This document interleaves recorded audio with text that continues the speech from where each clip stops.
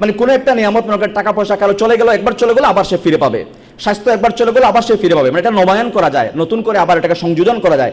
কিন্তু সময় এমন একটা আল্লাহ রাব্বুল আলামিনের পক্ষ থেকে নিয়ামত, এটা আপনার কি বলে, সময় যখন চলে যাবে এটা আর ফিরে পাবেন না। যেমন আজকে মনে করেন 2026 সালের মার্চ মাসের আজকে কয় তারিখ?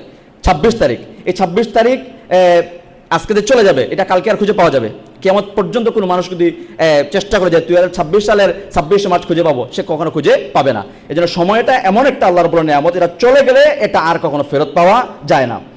বাজারে আপনি আপনার টাকা পয়সা আছে, আপনি অনেক কিছু কিনতে পারবেন, ঠিক আছে, কিন্তু সময় এমন একটা আল্লাহর নিয়ামত, এটা কখন আপনি কোনো বাজারে পৃথিবীর বিশ্বের ইতিহাসে অনলাইনে অফলাইনে কোথাও আপনি সময়কে কিনতে পারবেন না। যে সব কিছু নিয়ন্ত্রণ করা গেলেও সময়কে নিয়ন্ত্রণ করা যায় না। বলো না যে সময় এবং নদীর স্রোত কারার জন্য অপেক্ষা করে না।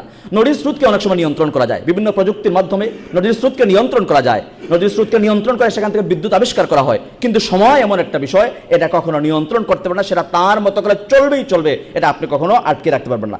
অলস যারা, এরা সময়কে নষ্ট করে। আল্লাহ নবী সাল্লাল্লাহু আলাইহি ওয়াসাল্লাম যে কয়টা বিষয় থেকে আল্লাহর কাছে আশ্রয় চাইছে, এর মধ্যে আল্লাহুম্মা ইন্নী আউযু বিকা মিনাল কাসালি, আল্লাহ তোমার কাছে আমি অলসতা থেকে আশ্রয় চাই। সুতরাং অলসরা সময় নষ্ট করে। আল্লাহ তাআলা শপথ নেওয়ার কোনো দরকার পড়ে না, কিন্তু এরপরে আল্লাহ তাআলা গুরুত্ব বোঝানোর জন্য বিভিন্ন সময় শপথ নিয়েছেন। এর মধ্যে রাত দিন 24 ঘন্টার সময়ের যতগুলো পর্যায় আছে সবগুলো সময়ের নাম আল্লাহ তাআলা নিয়েছেন। যেমন দিন শুরু হয় ফজরের মাধ্যমে, আল্লাহ ফজরের শপথ নিয়েছেন, ওয়াল ফজর।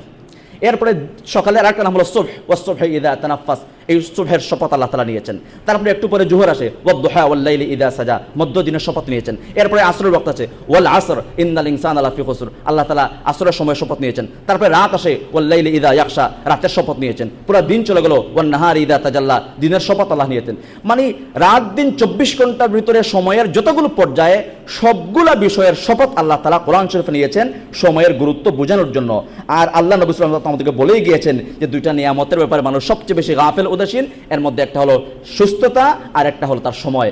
এবার ইমাম শাফিঈ রাহমাতুল্লাহি আলাইহি তিনি বলেছেন চমৎকার একটা কথা। তিনি বলেছেন আল ওয়াক্তু কাস-সাইফি ইল্লাম তাকতাহু কাতাক, সময় হলো তরবারির মতো, ধারালো তরবারি। এই তরবারিকে তুমি যদি সঠিকভাবে ব্যবহার না করো, তরবারি তোমাকে কেটে ফেলবে। তাহলে সময়কে যদি আমরা সঠিকভাবে কাজে না লাগাই, তাহলে কিন্তু সময় আমাদেরকে ধ্বংস করে দিবে। এজন্য